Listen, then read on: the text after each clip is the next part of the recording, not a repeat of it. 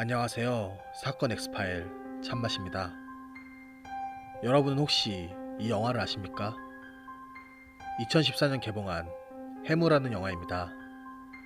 당시 봉준호 감독이 기획 및 제작에 참여했으며 김윤석, 문성근 등 유명 연기파 배우들과 아이돌 스타 박유천이 함께해 기대감을 높였던 작품입니다. 하지만 개봉 전 기대치와는 달리 정작 개봉 후 관객 150만 명도 채우지 못한 채 막을 내렸습니다. 영화 해무는 전진호라는 배를 둘러싼 이야기를 다루고 있습니다. 오늘은 이 영화의 배경이 된 실제 사건을 소개하고자 합니다. 영화 속 전진호의 이야기가 아닌 진짜 현실의 제7 태창호 이야기로 여러분을 안내하도록 하겠습니다. 2001년 9월 25일 오후 3시경 여수시 봉산동의 한 다방. 이 다방 한켠에서 은밀히 이야기를 나누고 있는 두 남자가 있습니다. 한 남자는 무언가를 계속 설득을 하고 다른 한 남자는 한사코 거부를 하고 있었습니다. 설득을 하고 있던 남자는 50대 여모씨, 그리고 거부를 하고 있던 남자는 어선 제7태창호의 선장인 40대 이모씨였습니다. 이들이 은밀하게 나눈 이야기는 무엇일까요? 여씨는 이씨에게 미리국하는 중국인들을 배에 태워 들어와 달라고 요청했습니다. 하지만 이씨는 너무 위험한 일이라며 제안을 계속 거부합니다. 그러자 여씨는 중국인들을 배에 태워 들어오면 3천만 원을 주겠다며 이씨를 설득합니다. 결국 이씨는 3천만 원이라는 돈에 넘어가 제안을 받아들입니다. 그리고 약속한 날이 찾아왔습니다. 9월 29일 새벽, 선장 이씨는 선원 7명과 함께 출항 준비를 합니다. 선장 이씨의 꿍꿍이를 몰랐던 선원들은 만선의 꿈에 부풀어 있었습니다. 그렇게 각자의 꿈을 실은 채 제7태창호는 바다로 나섰습니다. 한참을 바다로 나간 제7태창호는 동중국해 공해상에서 10월 1일부터 평소처럼 조업을 시작합니다.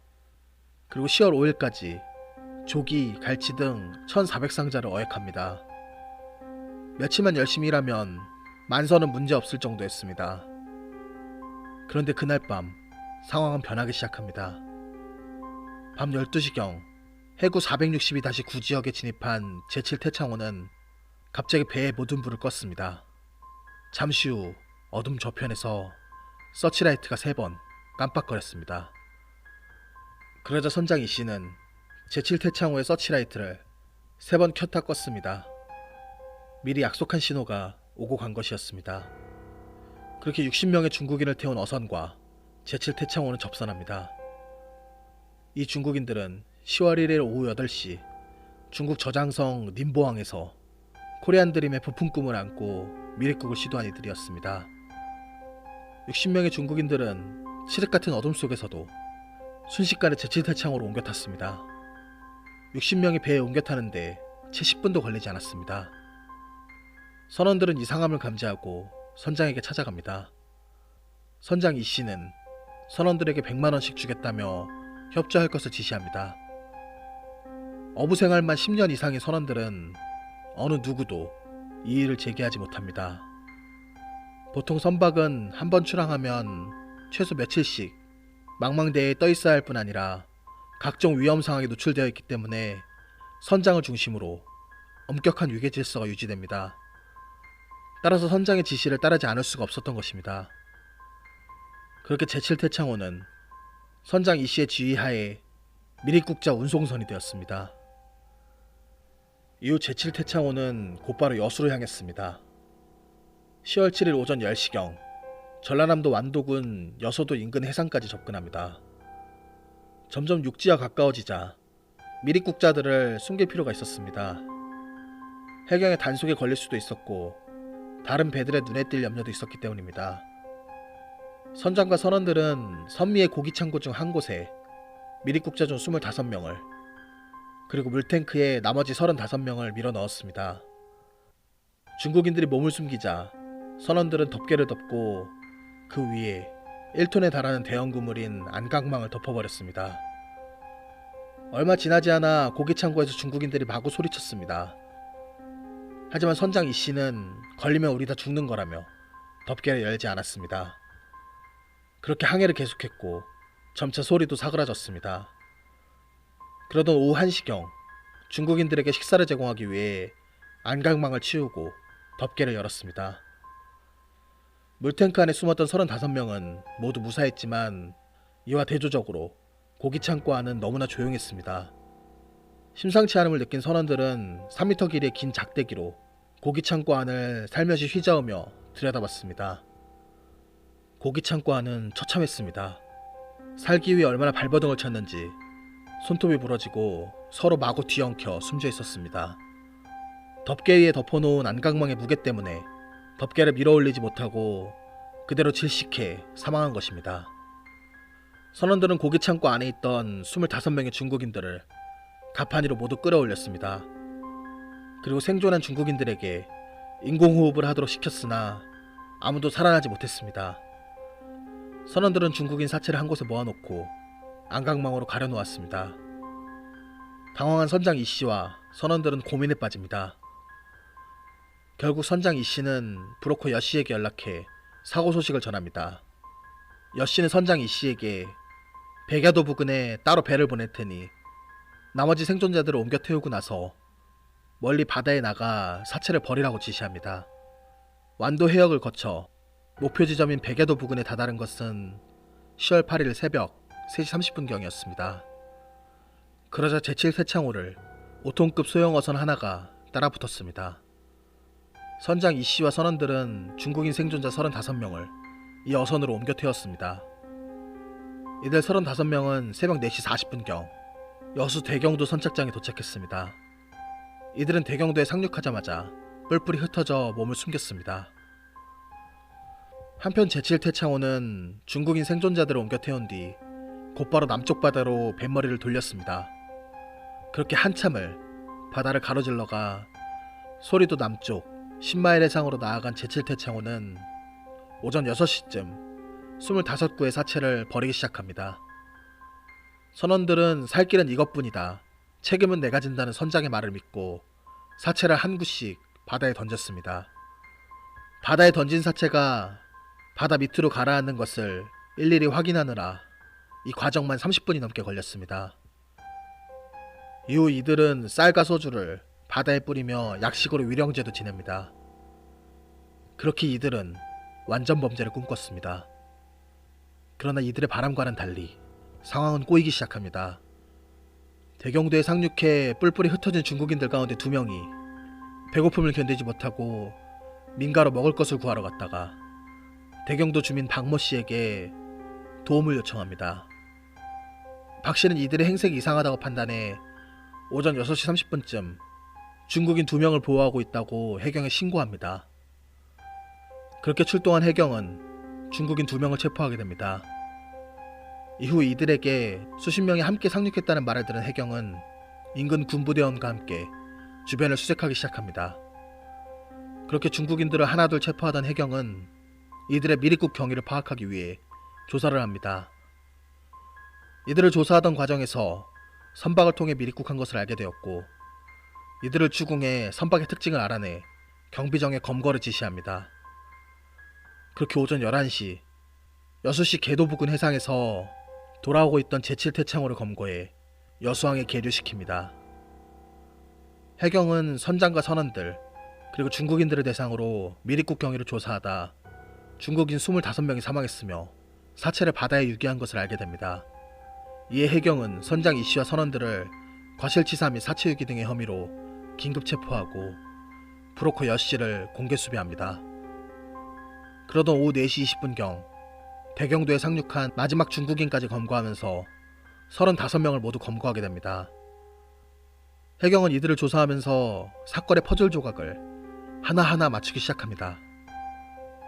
사건의 전말이 하나씩 드러나면서 중국인 25명이 사망한 것을 살인으로 봐야 하는 것인지 아니면 과실치사로 봐야 하는 것인지가 문제가 됐습니다. 따라서 고의성 여부가 쟁점으로 떠올랐고 고의성 여부의 관건이 되는 음식 제공과 지식사 과정에 대한 공방이 재판까지 이어졌습니다. 선원들은 떡과 식사를 제공했으며 건빵, 과자, 물 등을 제공했다고 진술했습니다. 이에 대해 일부 미리국 중국인들은 떡과 식사 제공을 받은 적이 없다고 주장해 선원들의 음식 제공을 부인합니다. 그러나 대부분의 미리국 중국인들은 당시 배멀미가 심해 음식 제공을 거절했다고 진술하면서 음식을 제공하려고 한 것은 사실로 인정됩니다.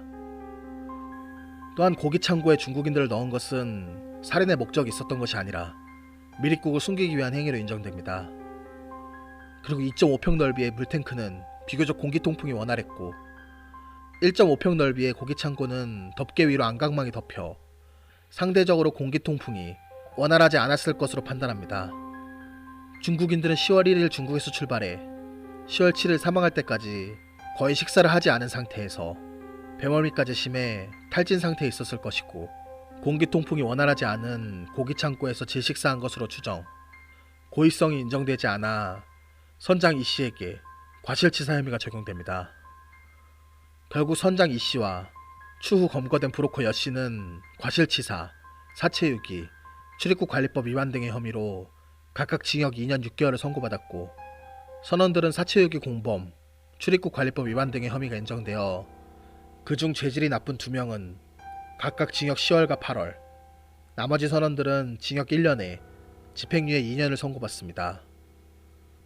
이렇게 사건은 마무리가 되었습니다. 당시 이 사건은 한국과 중국 간의 외교 문제로까지 비화되어 큰 문제로 이어질 수 있었지만 9.11 테러 여파로 사람들과 언론의 관심이 모두 그쪽에 쏠려 제7태창호 사건은 별다른 반향 없이 묻히고 말았습니다. 이런 것과는 별개로 어쩌면 이 사건은 일어나지 않았을 수 있습니다. 애초에 중국인들이 미리국이라는 허황된 꿈을 쫓지 않았더라면, 선장 이 씨가 돈을 선택하지 않고 끝까지 거절했더라면 이런 참담한 사건은 일어나지 않았을 수 있습니다. 결국 이 사건은 그들의 욕심과 이해관계가 맞아떨어져 생긴 사건입니다. 재판 과정에서 선장과 선원들은 자신들이 한 일을 후회한다고 진술했습니다. 그러나 이미 그들의 선택은 돌이킬 수 없는 참담한 결과로 이어졌습니다. 흔히 인생은 선택의 연속이라고 합니다. 여러분은 어떤 선택을 하면서 살고 계십니까? 이상 사건 엑스파일 잔맛이었습니다.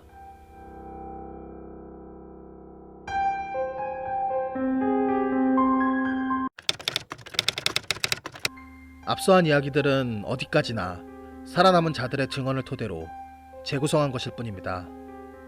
조사 과정에서 중국인 미리국자 35명은 송환 후 중국 공안부의 추궁이 두려워 구체적인 진술을 회피했다고 전해집니다. 그 때문에 당시 여수항 주변에서는 온갖 소문들이 나돌았다고 합니다. 그 중에 가장 대표적인 소문은 배 위에서 무소불위의 권력을 가진 선장 이 씨가 해상에서 폭력을 휘둘렀다는 것입니다. 이렇듯 증언들이 엇갈리고 부정확한 정보들이 쏟아지면서 개인적으로 이번 영상을 준비하면서 어려움이 많았습니다. 본 영상은 최대한 정보를 모아 크로스 체크하면서 가장 공통적으로 부합하는 내용들을 위주로 이야기를 짜맞춘 것입니다. 여러 루트를 통해 모은 정보들은 기본적인 연령 정보도 일정하지 않았고 사건 시간대에 대한 증언도 상당수 엇갈렸습니다. 또한 브로커 여 씨 외에 유 씨라는 인물이 개입되었다는 이야기도 있었습니다. 여 씨의 지시를 받은 유 씨가 선장 이 씨와 만나 착수금을 건네주고 미리국자 운송을 맡겼다는 것이었습니다. 과연 우리가 모르는 사건에 숨겨진 진실이 있을까요?